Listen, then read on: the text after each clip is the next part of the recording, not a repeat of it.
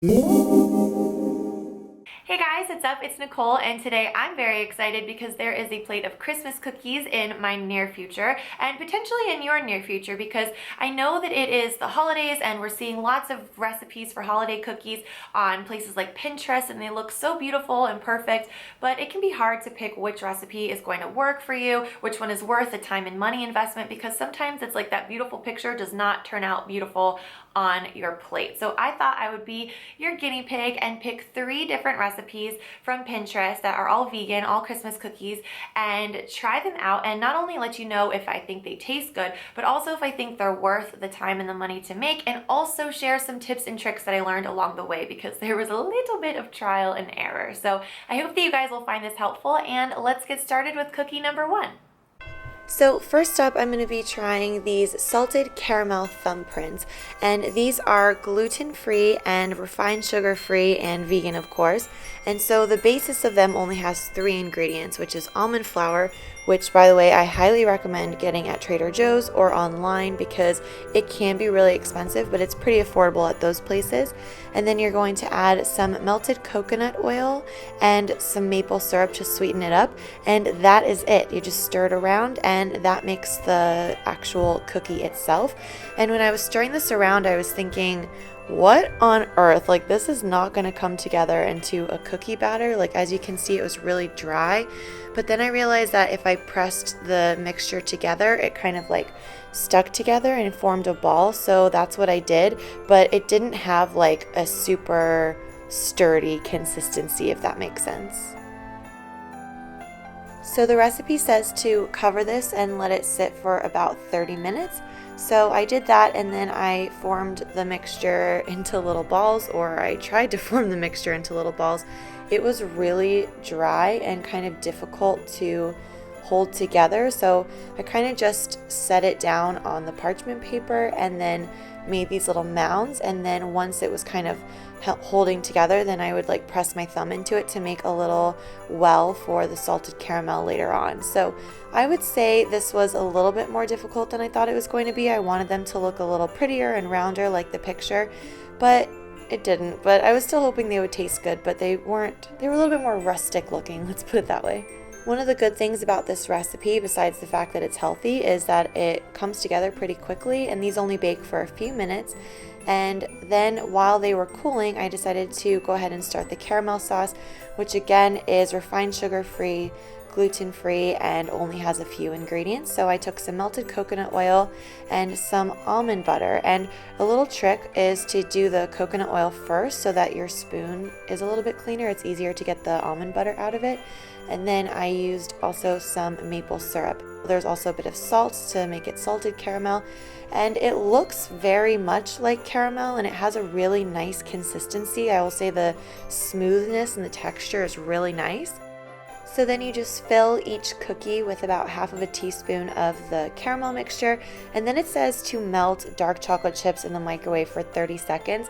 But when I did that, I don't know if it was the kind of dark chocolate that I had, but it did not get like drizzly and runny. It was really thick and kind of clumpy. So I added a little bit of coconut oil, like half of a teaspoon, and stirred it together, and that's what kind of made it drizzly like this. And then the recipe says to transfer this chocolate into a plastic bag and cut the tip so you can have like a little man-made pastry bag, and then drizzle it over top. But I felt like the chocolate was too hot to put in a plastic bag, so I just did it with a spoon. It made it not as pretty as the picture, but it kind of got the job done. You just drizzle the chocolate on top and then finish each cookie with a little bit of sea salt. And this is the recipe photo that I saw online, and this is my sort of similar looking cookie. I really want to like this, but I have very low expectations. The crust itself was so crumbly when I was making it, so I don't have high hopes for this. So this is better than I thought it was going to be. The overwhelming flavor that I'm getting from this cookie is almond and coconut. So really not getting a lot of like traditional salted caramel, but the texture is really nice. Like the caramel on top is really smooth and creamy, and the chocolate is really nice. And There's something about the sea salt that makes the cookie itself kind of taste like a butter cookie, even though there's not any butter in it. So it is nice in that way. I will say it is a pretty dry cookie, like the cookie itself, and it's pretty crumbly. But for being gluten-free, dairy-free, refined sugar-free, all those things, like, it's not bad. It's definitely the healthiest cookie out of the bunch. I don't know that I would necessarily make this exact recipe again. But if you have a health nut in your family or your friend group and you think that you want to kind of treat them to something that they are going to be able to indulge in and really enjoy and still feel good about eating, then I would definitely make this for them. I'd say I'd give this a 5.5 out of 10. The next recipe I'm going to try are these peppermint chocolate sandwich cookies from Hot for Food. These I'm super excited about, and the recipe looked pretty simple. So you're just going to mix together flour with cocoa powder, some baking powder, and then just stir that around. And you really want to make sure you whisk it together because that's going to help incorporate the baking powder into every part so it rises evenly. And then in a separate bowl, you're going to mix together softened vegan butter with some sugar. And in the recipe, she used an electric mixer and beat this until it was smooth and fluffy, but I didn't have an electric mixer, so I just did it by hand. So you want to make sure that you're really just kind of incorporating all of the sugar into the butter and whipping it until it's kind of like a light yellow color. And this is going to make sure you have a nice smooth cookie and you don't have like granules of sugar that are kind of making it crunchy. And then you're going to add some almond milk and some vanilla and keep whisking until it's nice and smooth. Then you're going to gradually add your flour mixture and incorporate it in with the wet mixture. And I just stirred that around. And I will say for a cookie mixture, this was like a very smooth, creamy batter. Like at one point, I thought it looked a lot like chocolate mousse. So I like that. Some batters are really hard to mix together, and this was like smooth and creamy and fluffy. It was a really interesting consistency. And then you just want to lay out some plastic wrap and divide your mixture in half and then roll it into a log, because you're basically going to put this in the refrigerator to harden up, and then you just slice the cookies. So once the dough was hard, it took about 2 hours. Then you want to take it out, unwrap it, and slice it into even slices. And this is going to just be something that you place onto the baking sheet and bake. They only bake for like 6 or 8 minutes, which is another really nice thing. But I'm not the best roller in town. I learned that from looking at my very oddly shaped cookie. So what I did is I just kind of took each one and rounded out the edges a little bit in my hand just to make sure that I didn't have like strange looking cookies.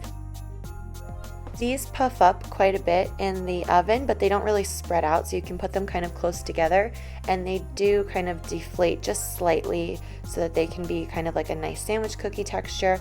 So while those cooled, I went ahead and made the peppermint frosting with some powdered sugar, vegan butter, warm water, and 5 drops of peppermint extract.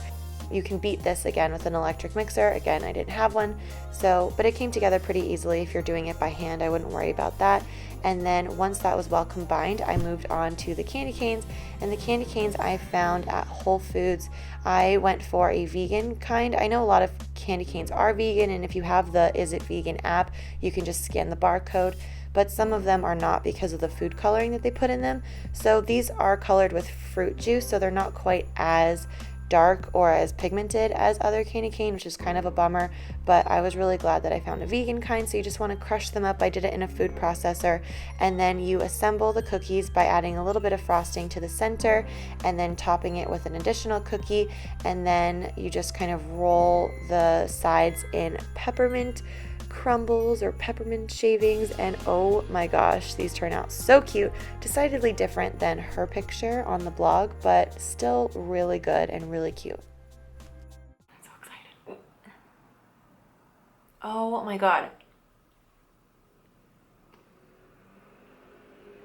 Look how like spongy and soft. This is not only one of the best vegan Christmas cookies I've ever had, I think this is one of the best cookies I've ever had. This cookie is so like soft and like spongy and cake-like. It is the nicest texture. It's super moist in the middle, and that frosting is so good, so creamy. The peppermint flavor is like just right. It's not overwhelming. I thought the peppermint was gonna be like a lot, but it really wasn't. If you've ever licked the spatula while making brownies, like that is what this tastes like, but in cookie form. I've had some bits that are just of the cookie itself.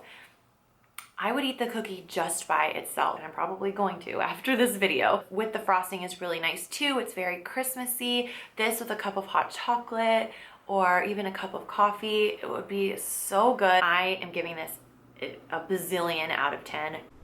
The last cookie that I'm going to be trying today is a classic gingerbread. I had to include that in my Christmas cookie video because I love gingerbread, and I have the link to this recipe and all the recipes in this video in the description box under this video. How many times can I say video? But basically this is a very simple recipe. You're just going to combine your dry ingredients, which is flour, baking powder, baking soda, cinnamon, ginger, nutmeg, and cloves, all those great Christmassy spices. I will say the one thing I did that was different from the recipe was I used all white flour instead of part white flour and part wheat flour, which I think still worked really well. I'm sure the wheat flour makes it taste really good and kind of hearty, but if you don't have any, like I didn't have any on hand, you can still use the regular flour and it turns out really well. And then for your wet ingredients, you want to combine melted coconut oil with sugar and beat that. If you have an electric mixer, that again would work really well, but I did it by hand.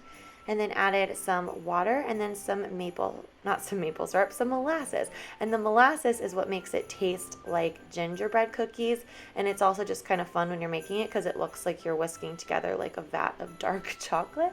But then you're just going to slowly combine the flour in with the wet mixture. And I started with the whisk, but this does become a very thick dough. So I transferred it to a spatula, and then she suggests wrapping this in plastic wrap and putting it in the fridge for at least 2 hours or overnight. I did overnight and then let it sit out on the counter for about 20 or 30 minutes and then rolled it out with some flour on the table. I used a gingerbread man, I used a Christmas tree, and also some stars, and it held its shape really nicely. Oh, and I definitely recommend using parchment paper when you're baking. I started doing this recently and I did it for all of the cookies and it works so well. So here is her version and here's mine. Not quite the same, but still pretty good. It turned out so cute. Classic gingerbread cookie. I love this. This tastes like classic gingerbread. You're not like, oh, it's like a vegan version of gingerbread.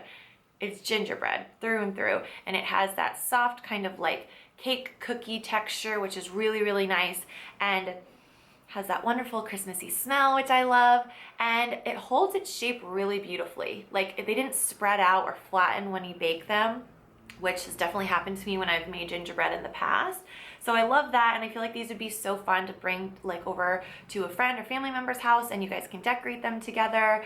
And this would just be a nice thing to have with like a cup of coffee or a cup of tea while you're wrapping Christmas presents. I think it'd be really cozy. The only thing I would do differently is I'd probably add a little bit more spice, like just a touch more nutmeg, cloves, maybe even a little bit more cinnamon, just because I like a really intensely spiced gingerbread cookie. I think I would give this cookie like an 8.5 out of 10. I think it's pretty obvious which one was my favorite. I really, really liked the chocolate peppermint sandwich cookie, and by really, really liked, I mean loved. I loved that cookie, but I will say that the gingerbread was a close second because that to me is just such a classic Christmas cookie. It's not as sweet, which I have to say I do like, because I can imagine that if I ate too many of those cookies, I would definitely get like a stomachache. But the gingerbread, I feel like I could have, you know, a few with my coffee and not feel too bad because they're pretty balanced. I hope that you guys enjoyed this video, and if you did, I would love to know. So give this video a thumbs up and comment below letting me know which one of these recipes you are gonna try,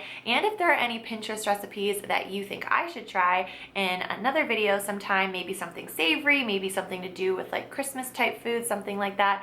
I would gladly be your guinea pig again. So let me know in the comments, and I will see you guys in a video very soon. Bye.